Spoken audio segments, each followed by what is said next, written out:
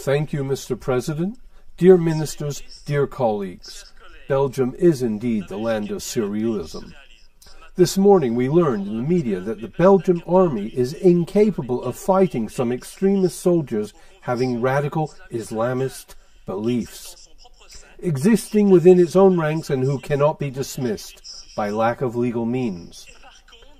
However, at the same time, we decide to help France in its war against terror by providing logistical support for its operation in Mali. What wouldn't we do in order to fight against terrorism outside our borders? I just hope that we took care not to send for this anti-terrorist operation in Mali these much talked about Belgian Islamist soldiers. I seem to be joking, but what is going on in the world today does not make me laugh at all.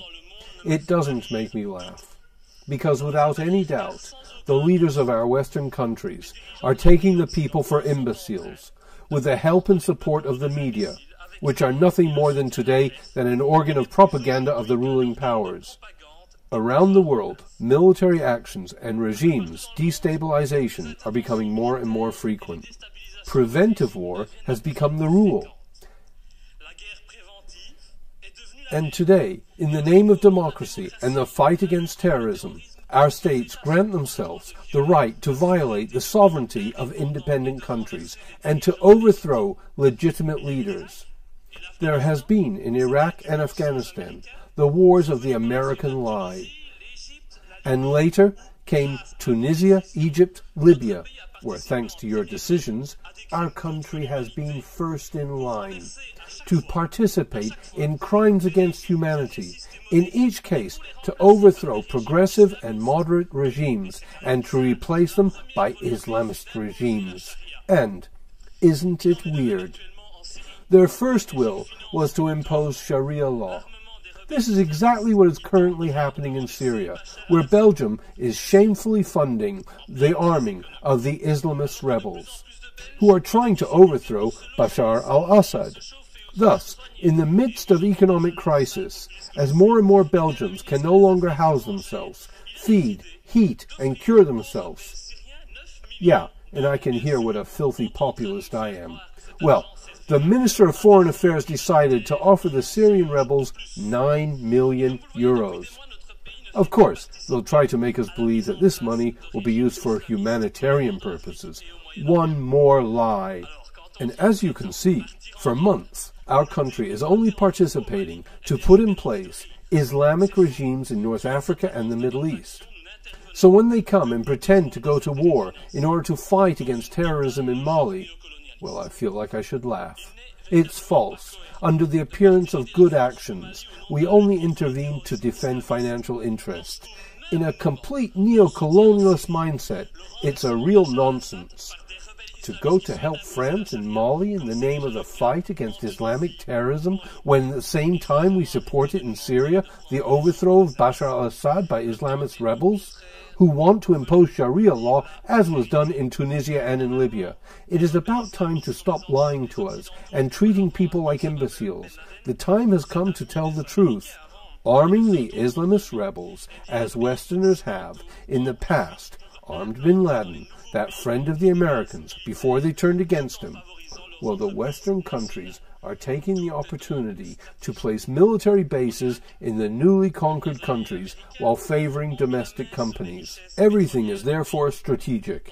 In Iraq, our American allies have put their hands on the country's oil wealth. In Afghanistan, it was opium and drugs, always useful when it comes to making lots of money pretty quickly. In Libya, in Tunisia, in Egypt, or then again in Syria, the aim was, and is still today, to overthrow moderate powers, to replace them by Islamist powers who very quickly will become troublesome and that we will shamelessly attack, pretending once again to fight terrorism or protect Israel. Thus, the next targets are already known. Within a few months, I bet that our eyes will turn to Algeria, and eventually to Iran. To go to war to free people from an outside aggressor is noble.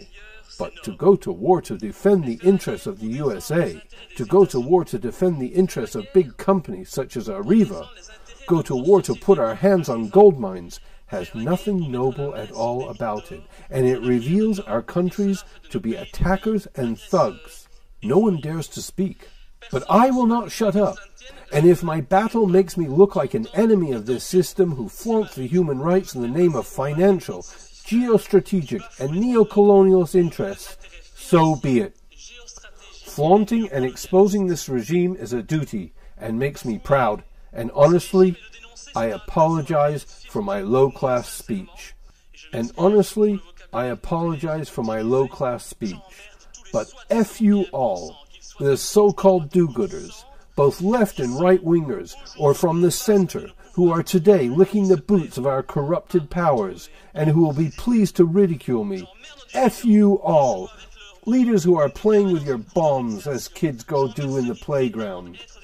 F you, you who pretend to be Democrats, while you are nothing more than low-class criminals. I don't have much respect neither for the journalists who have the audacity to label the opponents as mentally retarded. Well, basically, they know very well that these opponents are right. Finally, I despise, at the highest point, those who believe they are kings of the world and who are dictating their laws, because I am on the side of truth, the side of justice, the side of innocent victims of looting at all cost. And it is for this reason that I have decided to clearly oppose this resolution that is sending our country to support France in its neo-colonialist operation. Since the beginning of the French operation, the lie is organized. We are told that France is only answering the call for help of a Malian president.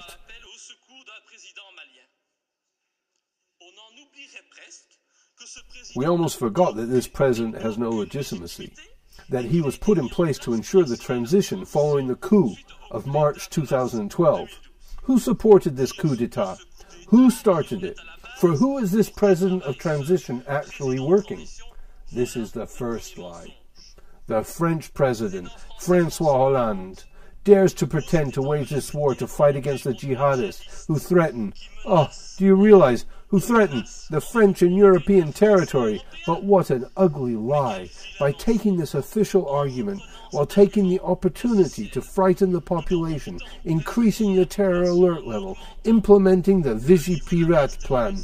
Our leaders and media are demonstrating an unimaginable outrage. How dare they use such a point, while France and Belgium have not hesitated to arm and support jihadists in Libya, and that these same countries continue to support these jihadists in Syria.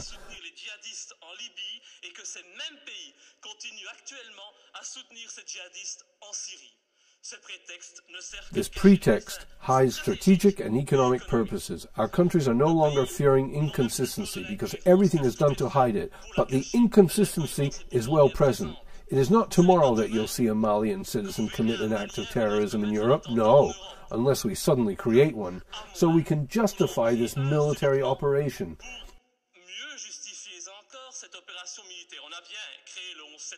Haven't we created September 11th, after all, to justify the invasions, arbitrary arrest, torture, and massacre of innocent populations? Thus, create a Malian terrorist is no big deal. It must not be very complicated for our bloodthirsty leaders. Another pretext used these recent months to justify military operations is the protection of human rights. This pretext is still used today to justify the war in Mali. But yes, we have to act, otherwise the evil Islamists will impose Sharia law in Mali, stoning women and cutting the thugs' hands off. The intention is truly noble.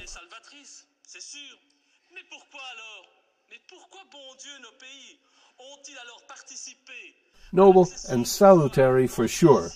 But then, why is it, good Lord, why is that? Our countries have contributed in Tunisia and Libya to the accession of power of Islamists, who have decided to apply this Sharia law in these countries, which were still not so long ago modern and progressive.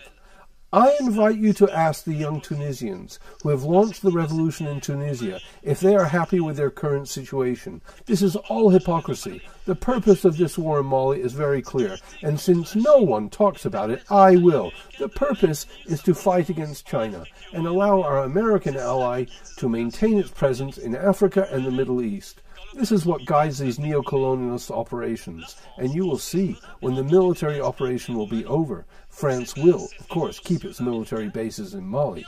These bases will be a benefit to the Americans as well, and at the same time, as has always been the case, Western corporates will put their hands on juicy contracts. This will once again deprive recolonized countries of their wealth and raw materials. So let's be clear, the primary beneficiaries of this military operation will be owners and shareholders of the French giant Areva, who has been trying for years to obtain a uranium mine in Falea, a town of 17,000 inhabitants located at 350 kilometers from Bamako.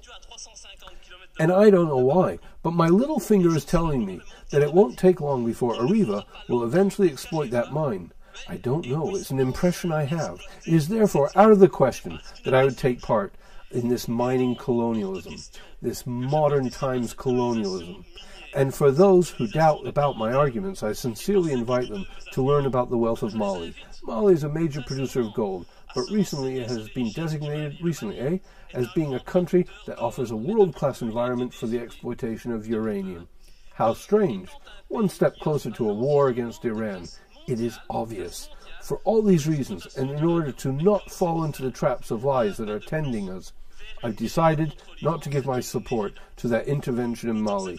Therefore, I will vote against it, and by doing so, I'm being consistent since I never supported in the past our criminal interventions in Libya or in Syria, and so, being the only MP in this country to defend the non-interference and the fight against obscure interests,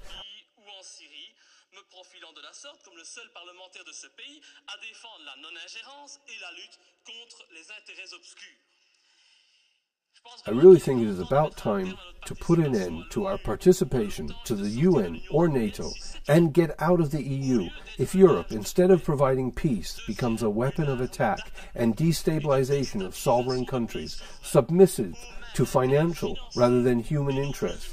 Finally, I can only urge our government to remind President Hollande the obligations resulting from the Geneva Conventions regarding the respects of prisoners of war. Indeed, I was shocked to hear on television from the mouth of French President that his intention was to destroy, I say destroy, Islamist terrorists. So I do not want the qualification to be used to name the opponents of the Malian regime. It is always convenient today to talk about Islamic terrorists, to be used to circumvent the obligations of any democratic state in terms of respecting the rights of prisoners. We expect such a respect from the fatherland of human rights. In conclusion, let me emphasize how lightly we decide to go to war. First, the government acts without any consent from the parliament. It appears that it has the right to. It sends equipment, men, to Mali. The parliament subsequently reacts, and when it responds, as today, well, this institution happens to be composed of only 1/3 of its members, much less if we speak of the French-speaking MPs. It is therefore a guilty lightness, which does not surprise me, coming from a parliament of puppies, submitted to the dictates of political parties. Thank you. This translation was by Geraldine Fouillien.